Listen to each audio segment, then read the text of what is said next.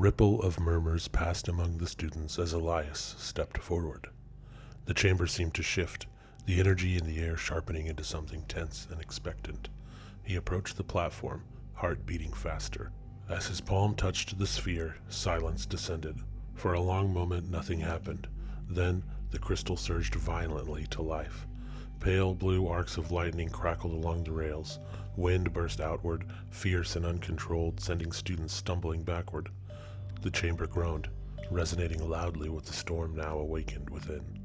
Elias felt a powerful surge of energy flood through him. His body burned all over, as if being branded everywhere at once, and his vision filled with silver lightning. Symbols flickered chaotically above him, a spiral, waves of storm, and something ancient he could not understand.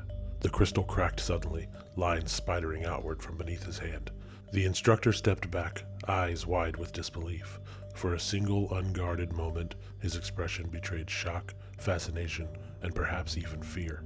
Then, like a veil drawn swiftly over a vulnerable truth, his features smoothed into a mask of controlled calm. He squared his shoulders, though Elias could still see the tension in the man's tightly curled fingers as they clasped behind his back. "Step away from the core," he commanded, not unkindly, but with an authority that brooked no hesitation.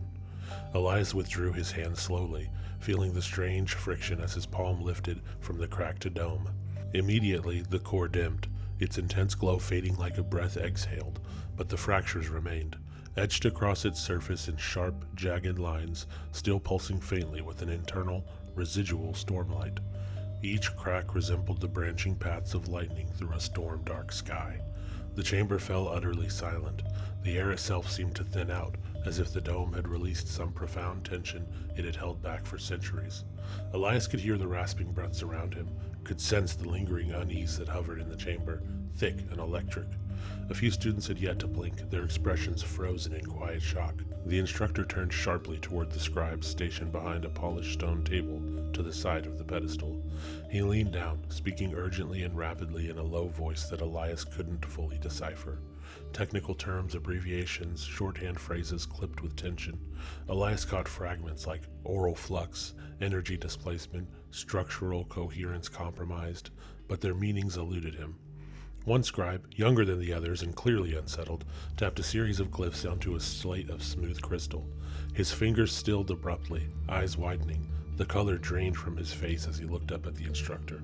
"Sir," he whispered, voice trembling slightly, as if reluctant to announce what he had discovered, "we're registering a significant shift, full realignment." The instructor's brow furrowed deeply, shadows gathering in the sharp lines in his face. "He advanced?" "No," the scribe said, shaking his head slowly. He held out the slate, its surface flickering softly with reflected light. "He transformed, completely."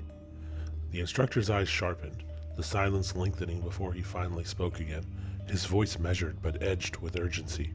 "Clarify." The scribe took a careful breath, regaining some measure of composure. His body was unrefined, untempered, when he entered the chamber. Now it is fully tempered, level 9. It's the final substage. His entire physical structure has been forcefully retempered in real time during the resonance test. A stunned silence gripped the chamber more tightly. The instructor straightened, absorbing this information. Elias saw something shift behind those careful eyes, a careful assessment rapidly forming. Then, finally, the instructor turned back to face the waiting disciples, voice calm, composed, but taut as a drawn bowstring. "Storm Affinity," he announced, his words landing heavily in the hushed room. No gasps this time, no murmurs, just a quiet, tense stillness, as if each disciple had already sensed what was coming next. "But there's more," he continued slowly, deliberately, allowing each word to resonate clearly. "His entire body structure has undergone a complete and forceful reforge. Cellular density, muscular alignment, skeletal integrity, bone resonance, and energy retention all surged dramatically mid-test. This is not the result of disciplined cultivation or gradual progression. This was a forced awakening, a total transformation triggered by external resonance." His eyes narrowed, measuring Elias carefully. "Confirmed advancement. Tempered body realm. Level 9. Now the silence fractured, disbelief shattering restraint. The murmurs surged quickly, uncontrolled. "That's impossible," someone whispered. "He skipped every level? No one could just do that. Did the machine push him through?" The instructor raised a hand sharply. The silence returned immediately, tension tight as steel cords. "No," he said quietly, voice steady yet weighted heavily with meaning. The machine didn't change him. It revealed what the storm had already begun. This boy was reshaped before he ever stepped onto this platform. We merely bore witness to his transformation. Elias stood in that charged silence, saying nothing, because he knew no words could capture what he felt in that moment. But he felt it, deeply, completely, in every fiber of his being. His skin was tighter, muscles denser, bones heavier yet somehow lighter, as if something inside him had awakened and balanced itself in one swift, decisive pulse. His vision was clearer, breath deeper, heartbeat steady and more powerful. All the aches and subtle pains lingering since the pathless gate had vanished. The storm hadn't merely revealed itself, it had remade him. He felt eyes on him, scores of them, filled with awe, caution, envy, or calculation. Whispers had begun, barely audible, rustling like dry leaves stirred by an unseen wind. The instructor gave Elias one final, assessing look, something bordering on caution, yet edged with reluctant respect. "You may step back." Elias retreated slowly, feeling the heat of scrutiny on his back as he found a place at the edge of the chamber, near where Kella Inari stood leaning against the wall. She watched him closely, one dark eyebrow raised thoughtfully. "Wasn't expecting thunder," she murmured softly as he drew near, lips barely moving.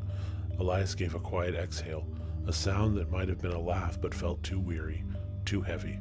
It was breath leaving a body that felt entirely new. He had become something else, someone else, and he wasn't yet sure who.